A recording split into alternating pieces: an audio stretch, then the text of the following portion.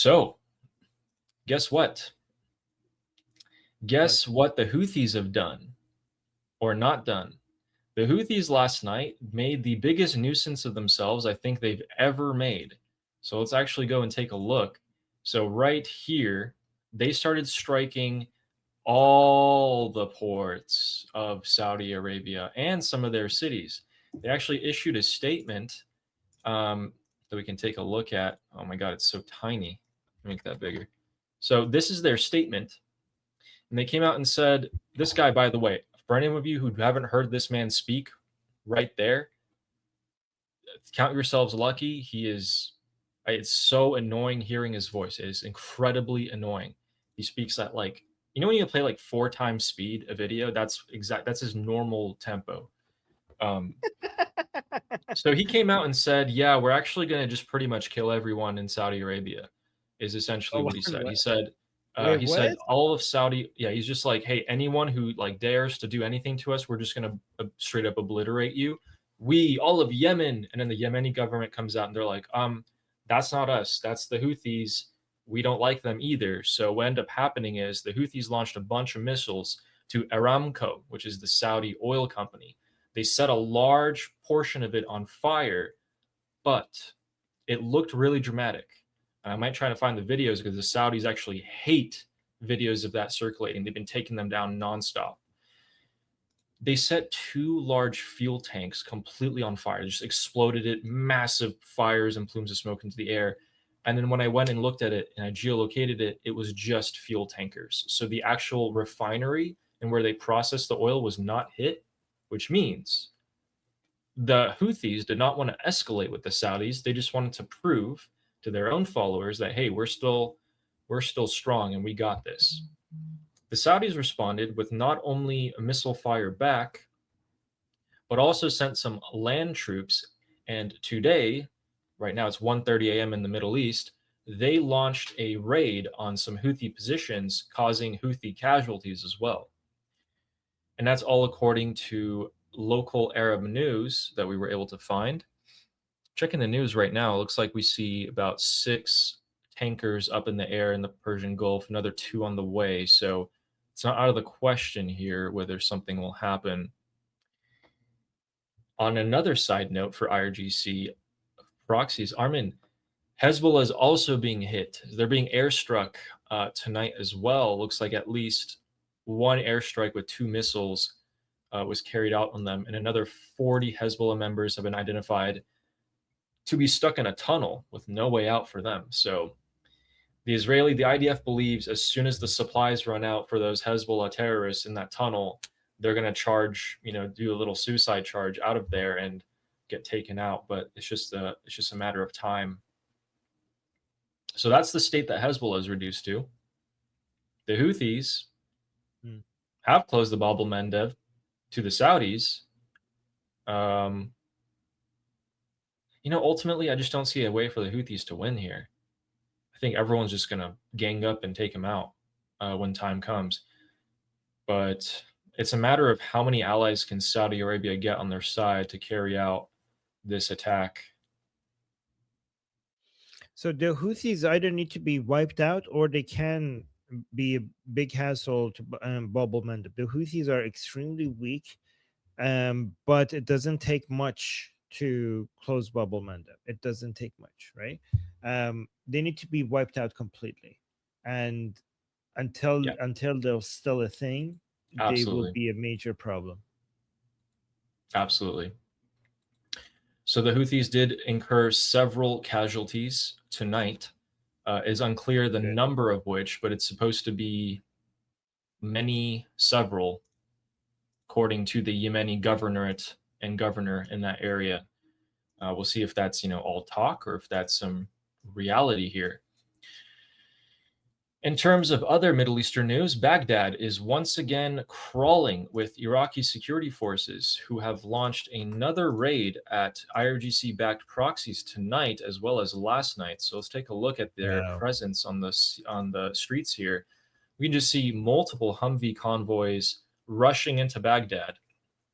What they did last night is they went knocking on the headquarters of multiple terrorist organizations and some of them were ambushed and were forced to retreat, while some other had some limited success. So they're knocking hard on the terrorists in Iraq, which greatly helps and aligns with the priorities of the Iranian people. The people responsible for the most amount of direct killings of the Iranian people were these terrorist militias. Turns out the IRGC didn't have enough members willing to shoot at the Iranian people back in January. Seeing any sort of blow being delivered to these terrorists is a massive win in my book.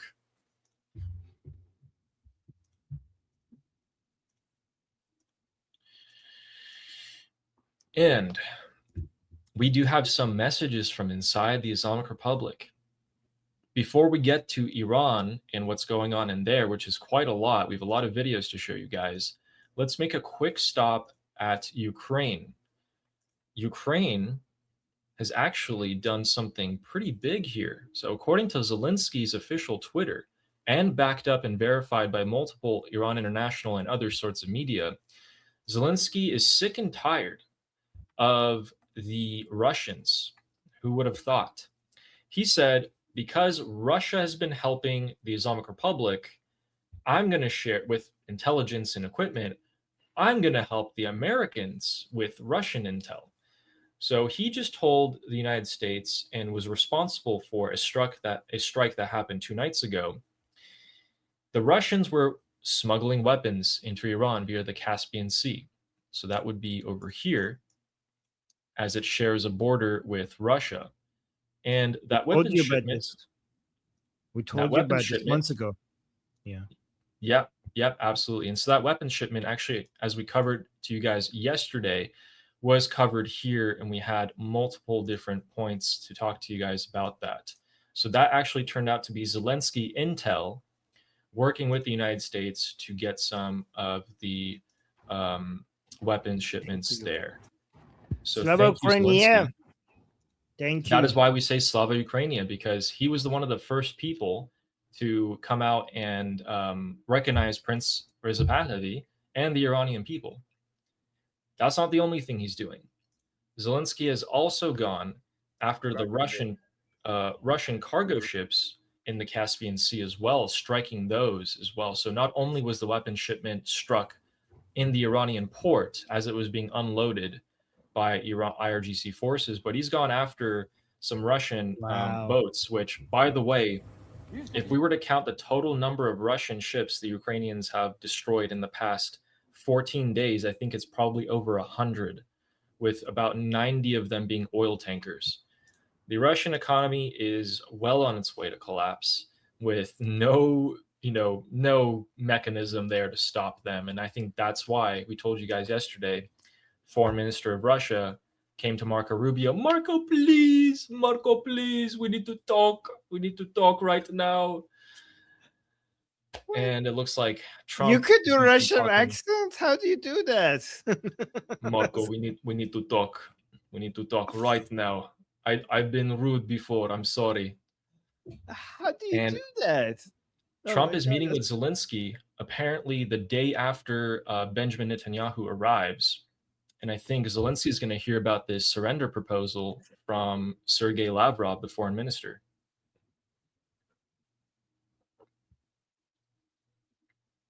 And with that, we are free and able to get into the Islamic Republic. And we will start off with a funny little video. And then Armin's going to show us something. For those of you who don't know, last night was the White House Press Correspondent Dinner. And during this dinner, the President of the United States came and said this. The press here in one place, I have to say that we're having an amazing load of accomplishments that the media never talks about. For example, under my administration, a once feared and powerful regime that relentlessly attacked America has finally been toppled. Their former leaders have been removed, and they're now being run by a gay dictator facing internal divisions. But I, for one, wish Barry Weiss all the best. So, yeah, absolutely. And they do have a gay dictator, don't they?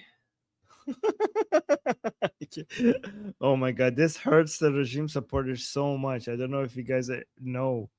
This is so painful for them to hear. Yep. Like they can't take it. They can't take this So- insult.